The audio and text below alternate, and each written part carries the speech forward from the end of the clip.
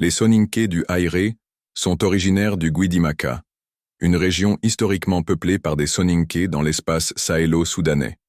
Leur origine remonte à l'ancien empire du Ghana, Ouagadou, considéré comme le berceau des peuples Soninké.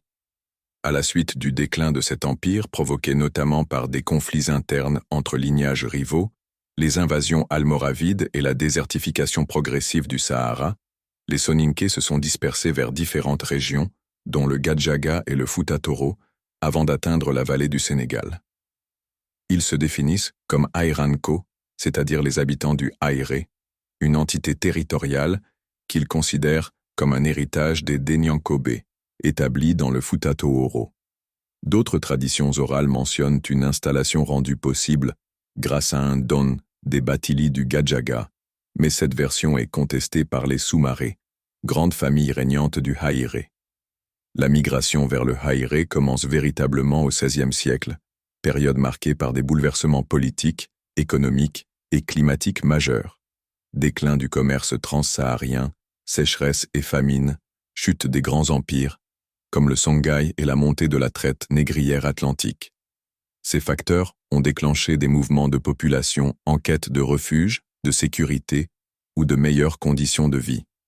Le Haïré, situé dans la moyenne vallée du Sénégal, a ainsi accueilli des migrants soninké qui fuyaient les conflits, la pauvreté ou l'instabilité politique.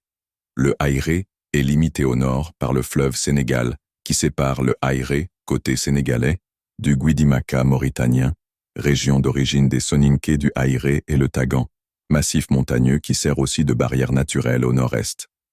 À l'est par le Guidimaka et les contreforts du Tagan, à l'ouest par le Gadjaga, Boundou, et les hautes terres du Sénégal oriental et à l'ouest par Fouta Toro. Les Soninké du Haïré s'installent principalement sur les deux rives du fleuve Sénégal, dans une région géographiquement enclavée, mais stratégiquement située. La structure de peuplement s'organise autour de villages fondés par des figures lignagères, comme Waoundé, Dambakane, Aré, Wompu, souvent issus de la famille Soumaré. Chaque village est lié à un ancêtre ou un leader de migration. Principale caractéristique de l'installation. Création de subdivisions territoriales nommées d'après les ancêtres, émergence de chefferies traditionnelles dirigées par les Soumaré, appui des griots, Wassa, qui accompagnent et racontent les migrations. Au moment de leur installation, le Haïré est une zone marquée par l'influence de plusieurs formations politiques, le Fouta Toro, le Gadjaga et les chefferies mauraises voisines. Les Soninké du Haïré développent alors une organisation sociale hiérarchisée, fondée sur des castes, nobles, griots, forgerons, captifs. Ils établissent aussi des relations complexes avec leurs voisins, oscillant entre coopération et conflit, notamment avec les Denyankobé et les Almami du Fouta. Les Airanko ont connu plusieurs formes de résistance, contre la traite négrière qui déstabilisait les populations, contre la colonisation française, qui modifia la chefferie traditionnelle en une chefferie administrative, contre les crises climatiques et alimentaires, famine, sécheresse. Ces éléments ont parfois entraîné de nouvelles vagues de migration, notamment vers les zones urbaines du Sénégal ou l'étranger, France-Mauritanie.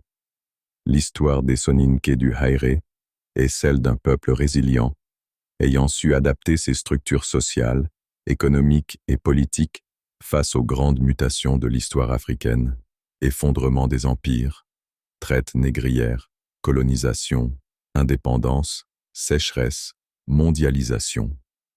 Leur présence dans la moyenne vallée du fleuve Sénégal reste aujourd'hui encore un témoignage vivant de leur longue tradition migratoire et de leur capacité à façonner un territoire autour de leurs valeurs, lignages et récits fondateurs.